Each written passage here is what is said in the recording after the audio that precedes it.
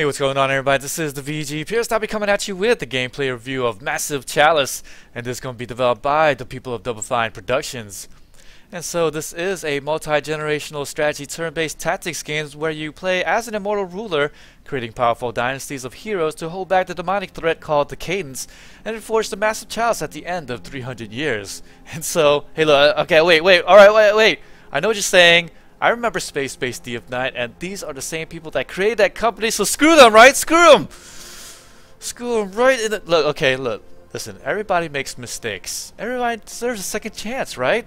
And Massive Chalice is totally different developer, the person themselves than the developers themselves, even though they're under Double Fine Productions banner. So let's for a second forget about Space DF9, shall we? Okay.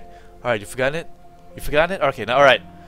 So let's take this game objectively, take a deep breath. Alright, so I have played almost 40 hours worth of this game, and I have actually beaten this game through my second playthrough on normal difficulty, on Iron Man as well. And I must say that this game, it does keep you going and it does keep you flowing. And some of the mechanics is really interesting, and therefore, hey, did I get my money's worth? Yes. But will you get your money's worth after the fact? If you were hoping for a long-term type strategy game that you can play over and over again, this might not necessarily be for you. I have found that the gameplay itself was kind of boring. And what I mean by that is that the enemies themselves are all going to be looking the same from year 1, the day 1, to year 300. It's just all the same. Even the heroes look the same. Even the same map is all the same. But, let's go ahead and take a look at the mechanics right now. Now, I did start it up, and I did get past the first little bit. So we are on year 1, day 1. And this will get right into the action, and I can explain everything to you guys. And so, yes, you are going to be trying to reforge this Massive Chalice so that whenever it's completed, then you'll blow the Cadence out from the world, and then be able to cleanse it, and hopefully be able to free the whole people from its tyranny. Now right away, when you are going to begin this game, you will start off with a keep, and the whole point and the whole great thing about this game is that you're supposed to mate your heroes together, and obviously you need a male and a female. You still can marry a male and a male, a female and a female, but they won't produce children. So that right there is the whole rub, and it's actually what keeps you kind of playing a little bit. You just say, okay, alright, for the personalities of my children, I want to make sure that I match it up perfectly, okay, and make sure that I don't come up with all these terrible modifiers such as clumsy, right? Let's take a look at clumsy real quick. And clumsy does make it to where I have decreased dexterity, and for a hunter type, that is pretty bad, alright, pretty bad.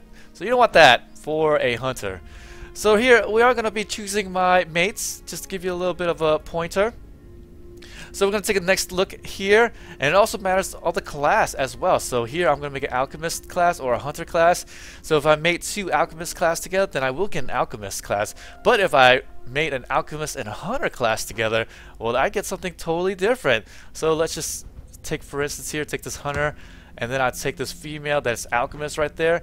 And so it tells you right here the trainee class will be a trick shot. And so there is going to be the different thing that you can make. So I can X out of it. It's not going to be written in stone until I actually click OK. Alright, so let's go ahead and take a look. And right now, all I'm looking in the first bit is to make sure that my first generations has the least amount of negative personality traits that I can find. Now, the traits of the parents matters a little bit as well. They could get the parents trait as much as you try not to. But they could end up with them. Now, I have seen that usually these traits for the children, they end up being similar with the siblings and not necessarily with the parents. So you kind of have to watch out for that. Alright, so Hawkeye, longevity, but clumsy. So that's a pretty good hunter actually, except for the fact that my children might become clumsy as well, and also a flincher. Who wants a flincher, right? I mean, right? When you're in grade school, they'd be like, hey, look at this, and then you look and you're, oh! No, we don't want those kind of guys, alright? Alright, so let's go with the, no, not this one here. Optimistic, sluggish, forget that. Now you gotta remember too that it depends on the type of class you're making as well. So here, The sluggish, reduce evasion against range attacks. Well, since my guy is probably going to be a ranged person and will probably get hit by ranged attacks, then we don't want that to happen as well. So let's not take the sluggish. Actually, you don't want a sluggish for a melee class either. So let's see here, Hawkeye Hardy. Oh, but nervous and insightful. Now I do notice that for the children, the personality traits will kind of rub off a little bit more than the traits. And even though I got really good traits here, Hawkeye, and that will make it to where I have increased sight range and then increased max HP as Hardy. And I don't care about the child tendencies unless the other houses have high daughter tendencies as well. So you want to balance it out, make sure that they are not going to have high daughter tendencies. But still, you want to make sure you have something good. Now, let's go and take a look. Now, puny for this Caberjack, that's kind of terrible. But slow learner, oh, this is actually kind of bad as well. Cocky, that's bad as well. So no, that's no good. That's no good as well. Rose, let's see here. Hawkeye, heart disease, and that is going to make them to where they have a reduced lifespan. Now we'll notice that just about everybody has about maybe 50 to 60 years to live around to there. And I would say that this game, you think, oh, all I gotta do is last 300 years, right? Well, no. So many bad things happen, and I'll show you that in just a second, that it seems like you need way more than that. Way more. Alright, well, you know what? I'm going to go by age. That's what I'm going to do. I'm going to see if I can choose somebody by age. And I'm going to go from down to up. So let's see these young people, if they're going to be any good. So, Alchemist, who's strong-willed but sickly, and so sluggish. Well, I already said I don't like sluggish. Sickly, quick study, tendency daughters, and a reveler. A reveler is a drunkard that might come to battle drunk. That's right, they can get drunk. And that's not so great either. Another sluggish Caberjack. Now, I just began this game, so these are my original characters. I did not make these characters at all. This is just what I started out with. And more often than not, yeah, you start off with really terrible people. And I think this is my 4th game that I just started. My first game went horribly wrong. Okay, this guy's infertile, so that sucks. Anna Dice. Hey, wasn't there another Anna Dice over here? There sure is. There's 2 Anna Dices here. What the hell? Oh, man. Anyways, look at that. Okay, so this one's Hawkeye and quick, actually. So this might actually work out well. So she's a Caberjack, and these are the melee class. So let's go ahead and appoint her for now. This is actually pretty good. Hawkeye and quick, but no personality traits, which is also good too. If they have no personality traits, then nothing bad will rub off on them. But that also means that they could develop their own personality, which could end up being bad as well. But we'll take that risk. We will take that risk. So now I need a male. A suitable male that's also around maybe the same age. So that's actually not too bad. So sickly, and then we'll make another Caberjack. So let's not do that. Alright. A alchemist? No. This is not good. How about... No. Nervous and insightful. Insightful's nice, but... no.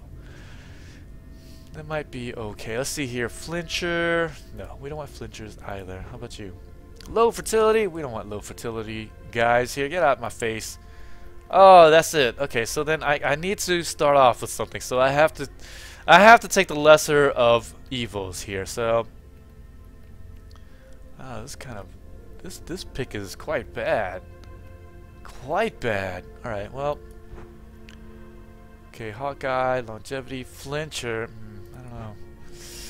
Nervous and insightful. Nervous means decreased accuracy. Ugh. That sucks as well.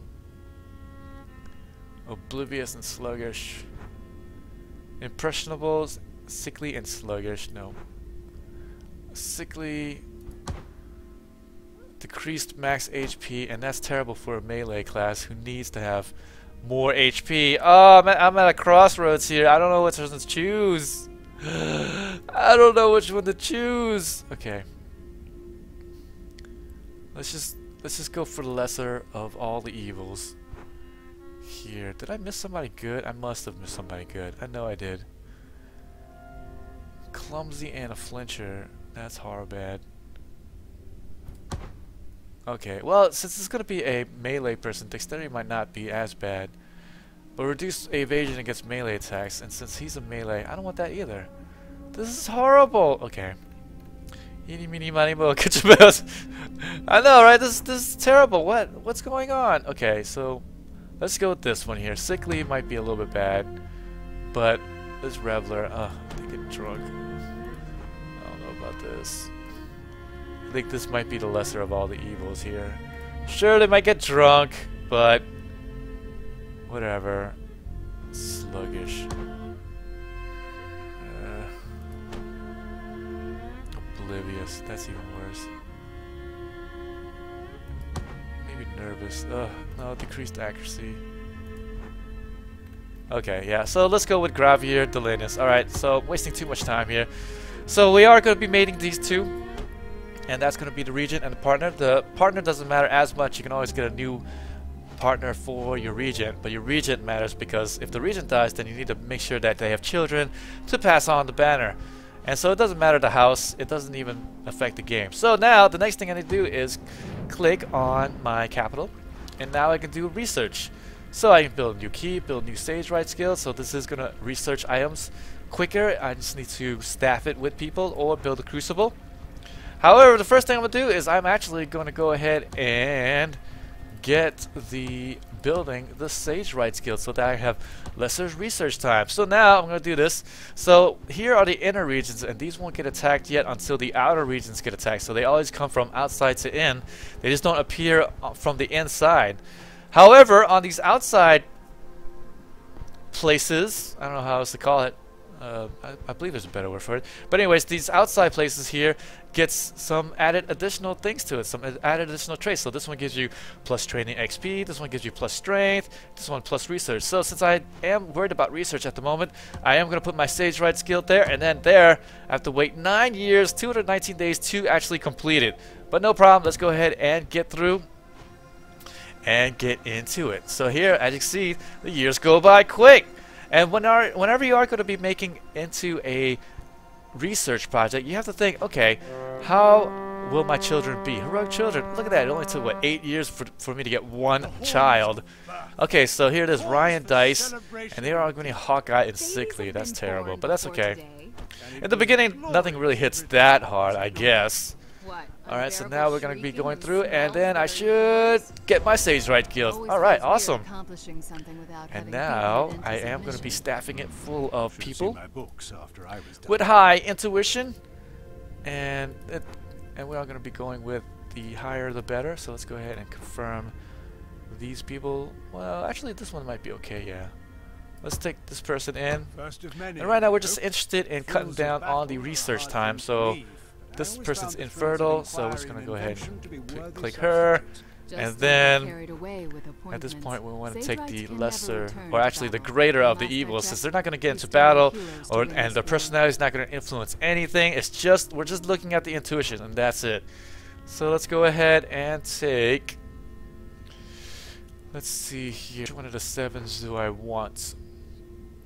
We'll take this one here, the low fertility. Alright, let's go ahead and do that. Bam! And now I have some pretty good research. And so now what the next thing I'm going to do is probably up my hero discovery boost. I believe that might actually be the good way to go. So before I do that, I'm going to make sure it's going to take 9 years to do that. And I have to make sure that within all my age groups, they're okay.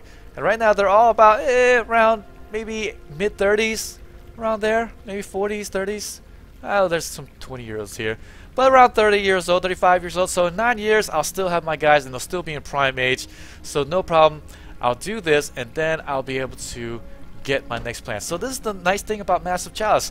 You actually have to plan ahead. The strategic overview is that I must make sure that everything is going to be set in the future. Alright? And that is the really great thing about it. So I'm going to do this. I am going to do the hero discovery boost until it'll take 9 years, almost 10 years, and then after that I will discover new heroes, which will only take 2 years. So in total I only need 11 years. So let's go ahead and do that hero boost, and hopefully we will get into the first battle coming up very soon. And like I said, the battles, they are a little bit repetitive. And when I say a little bit, I mean a lot. So here, they always attack 2 or maybe even 3 places. So I think in the beginning it's only going to be 2 places.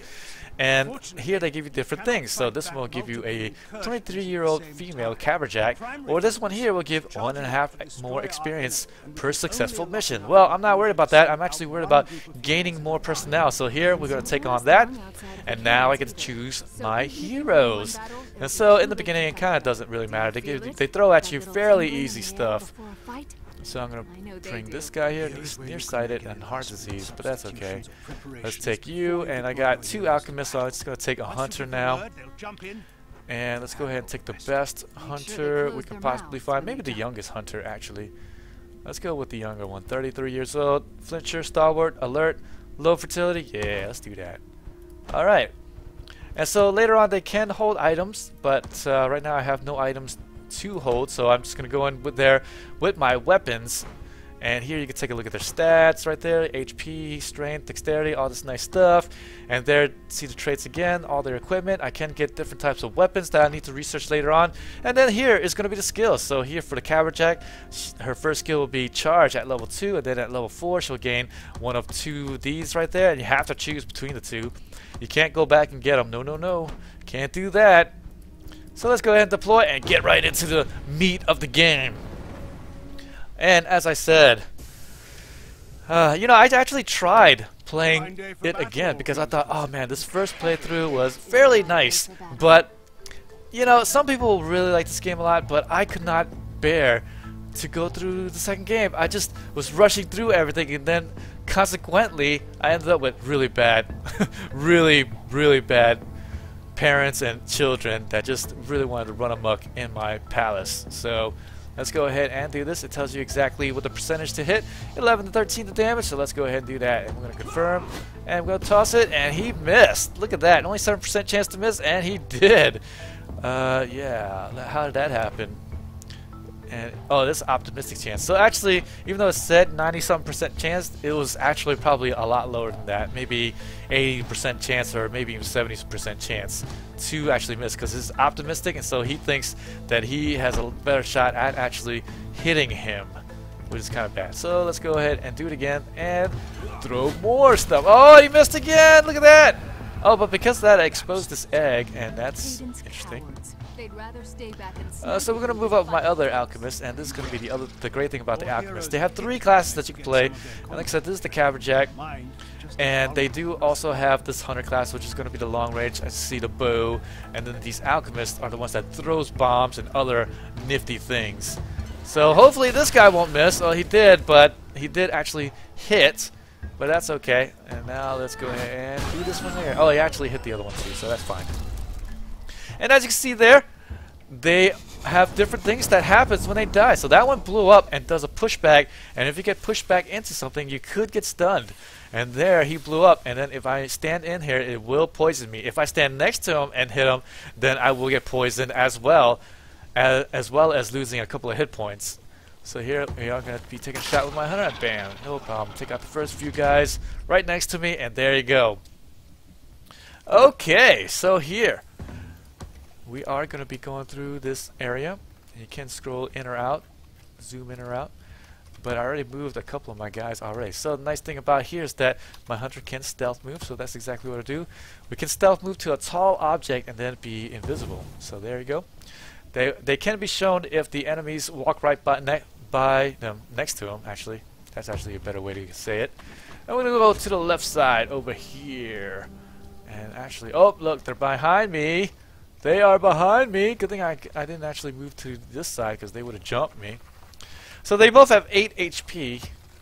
And yeah, I think this one didn't actually hit someone. And there you see, it's going to be on the timer for this free throw here. And what that does is that after I threw, then I still have free time to do other things as well. But let's go ahead and try to take these 2 out. Yeah, finally. Okay, good shot, man. There you go. 80% chance. Ha, he got that. 90% chance. Iffy. A little iffy. Alright, so we do have a level up. Oh, yeah, so another thing, too, is that these enemies, they also do different things to you as well. So as I said, this one poisons you. And then that blue one that you had saw, well, if she hits you, then you'll actually lose out on experience. Can you believe that? And there's another creature that will make you age when he hits you. Wow. And I've actually had it to where one of those guys, those critters that ages, hits me, and then after that, he died. My guy died because of old age. Can you believe that? Oh man, when I saw that, I was like, oh no. But why am I bringing an old age mofo out there anyways, right? I don't know. Okay, I'll learn. That'll learn me. Okay, so it's always better to go in as one big group, actually. But for the sake of time, we're going to go and just risk it and move up slowly and separate. So let's go ahead and do that. We'll bring one alchemist, one caberjack, and a hunter that way. And then we'll bring one alchemist and one hunter this way, I think. Let's go ahead and do that. Alright, perfect. Okay, so we're going to move these guys a little bit more slowly than the other guys. Alright, we're going to end the turn. We don't want to move too far ahead. And oh, look at that! There's actually going to be another one right there. I think all the enemies are actually this way, so let's go ahead and turn back around. Actually, they might be to the back here. I'm not worried about it. You know what? Let's just stay in one big group. I don't care. I don't want to risk it. Okay? I don't want to risk my guys. Alright, there we go. I'm not scared. I'm not scared. Let's go over here and let's see what I can see. The nice thing about being invis is that I can just go and scout out. And there she blows. Okay, now the computer AI will cheat. The AI does know that the person's there, I think. I don't know, I think it cheats. Alright, so let's go and get over here and we're gonna see if we can, because like there's a bunch of times where I get by invisible and then they move up with one person and then reveals them invisible, and then the next guy comes and shoots them. You know, like, come on. Come on. Alright, so now let's go ahead and run up there and hit this person. Now we're going to use our knockback ability. And knock him back. Bam! So that when she blows up, it won't affect me. There you go! And that's going to be the greatness right there. And it's going to be level 2 as well. So here at level 2, I can actually level up my stats right now. No longer do you have to wait until after the battle. So let's go ahead and pick up my charge skill. I think somebody else actually also leveled up. Let's see here. I think it was this guy, yeah. So let's go ahead and get follow-up. So this grants a second attack at 50% damage of your first shot if it hits. So that's pretty nice. Let's go ahead and move forward. That is a dead end. Looks like here is... we can go this way. Let's go this way. Ah, there we go. That's pretty nice. And here, the ruptures, that's what they're called. It's going to be standing back. So we're going to stand back. Now, as long as you're out of sight of them, they will not advance to you. But I think if you briefly come into sight, then they'll know that you're right there and they'll come running towards you. So here, you can actually take a look before you move. You can see that the ruptures won't actually see you until you get close enough. There, as you can see, when I move my cursor there, he can see me right there, but he can't see me right here. So let's go ahead and move right there. And you want to move him a little bit closer so that you can get in range and then be able to whoop them as you are going to be hopefully killing them soon. We can throw a bomb, but we're going to wait until the next turn. We're going to be patient on this and then play tactically. Play it to where they won't kill me right away. So there, that guy sees me, and so this one might actually charge me. But no. Alright, great. So first thing I'm going to do, I'm going to run up here and toss a grenade. Hit them both. 72%. There we go. Nice. Now I can throw another one and get a level up, but what I want to do is make sure all my level ones, my little onesies are going to be going up. Let's move this guy first. Alright, and then hopefully be able to shoot one. Yes, okay. Let's just take out the first guy there. Bam. Alright, hopefully he'll get a level up soon. Maybe, maybe. Nope, nope. Almost. Well, it's at 1,000, so halfway. Oh no, that's another guy. Oh, look at that. 8 XP away. So I gotta really save it for the next person. So we don't want to run up with this melee person, and I can't choose here and then attack him for some reason. Well, maybe I can. Oh, no, I can't. So, that's one of the nice things here that they have. No, actually terrible things, because I want to be able to hit them on the side here and be off the poison. Alright, this guy's level 3, so I'm not gonna let this guy kill him. And which one's more close to leveling up? Well, this one's level 2, this one's level 2 as well, but he's closer. So let's go ahead and give it to him anyways. I'm gonna be out of bombs, but whatever. Now once the alchemist does run out of bombs, they become a melee class with a huge little thrower. As you can see here, that big claw. The claw! Alright, let's go and move out so that the next turn I don't want to touch any of this poison crap. So let's go ahead and move across. There we go. Move across with my dudes. A little bit dangerous. Now if you walk across the poison, no problem. That's no big deal. But God forbid you stop on the poison. Oh no, buddy, don't do that. Don't do that. Alright, let's go here. Oh, this guy's got really great range. Look at that. Nick this sucker. Okay, so can I shoot these guys over here? No, I can't. So let's just get myself in a spot where I can move over. It looks like I think a couple of my guys might get hit by these guys here. Oh, just short. Just short. These are going to be the easiest guys here. They don't have any special abilities. They just melee attack you. Alright, so this guy's level 2. Look at this here. They're all lining up to die. But let's go ahead and give my guy a shot here. Let's just move up. And it doesn't matter here. And I've seen before. Oh, I missed! How are you going to level up if you're going to keep missing, jerk? Oh, man. Alright, well, let's go ahead and hit one of them with my melee caberjacks. Look at that. Look at that huge thing. Freaking huge. Alright, so we're going to move up my level 2 guy and then hit this guy. Bam! And then we're going to hold off. We're not going to give it to this level 3 person right here. We're going to go ahead and give it to this hunter right there. Bam. Alright, awesome. And we're not going to move this alchemist, even though this alchemist has full movement. We'll move him 1, okay, but we don't want to move him too far up ahead. Now let's go ahead and move up. I'm going to move up to my sight line first, XCOM style, and then let's go here to the next bit. Alright, well, nothing there. Okay, well, far be it from me. Let's go ahead and move everybody up now that we know it's safe to move up. You don't want to bunch your guys up in a later going because they do have shots that will go through, and they also have ways of hitting a bunch of your dudes at the same time. So don't get messed up. Oh, impressionable. There is actually a trait right there that has come through right here, impressionable, and then I've gained a bad trait, flincher, so reduced evasion against melee attacks. So I hate the impressionable trait because more often than not they pick up the bad stuff. I mean, I think maybe it's just me, but I tend to notice that, and that sucks. Alright, so we're going to move up here with my hunter, and we're going to stealth over here and move and scout it out. You definitely want to bring hunters along. I don't know why you wouldn't anyways, but still. Alright, let's go here. Let's just move this guy up right there first. They do get in each other's way, so if you're standing 2 by 2 next to each other and your guy wants to move through, too bad! Too bad, so sad! Alright, so let's go ahead and end turn, and this is where I was here. Oh, look at that rupture right there. And I was thinking about going that way, huh? Remember with my 2 guys? Screw that noise now. Okay, so now hopefully I will get this hunter over here. Oh, this hunter actually won't kill him. So let's go ahead. Can this go and damage him? Yes. Let's go ahead and damage him. There we go.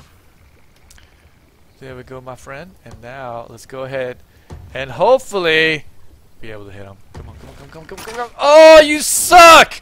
You suck! Ugh! Alright, well, let's just let this guy take it on. I don't really get to hit too much with my melee. And you suck too! Glancing blow! So the range classes can outright miss or hit him full on. Well, the melee class can hit him full on or gets what's called a glancing blow, which sucks. And as you can see now, my guy will get hit no matter what I do. So, well, nothing I can do. And oh yes, there is friendly fire, so if I would have threw that grenade just a little bit off and hit my guy, it would have did the full attack damage and he would have died. And I have seen that too many times to count, alright? Too many count. Oh god. Alright, so now I have succeeded. Massive victory. Oh, massive victory. Not just a small victory, but a massive victory. Yes. And now it does take 3 of the corruption to actually make it through. And I do get my female caberjack.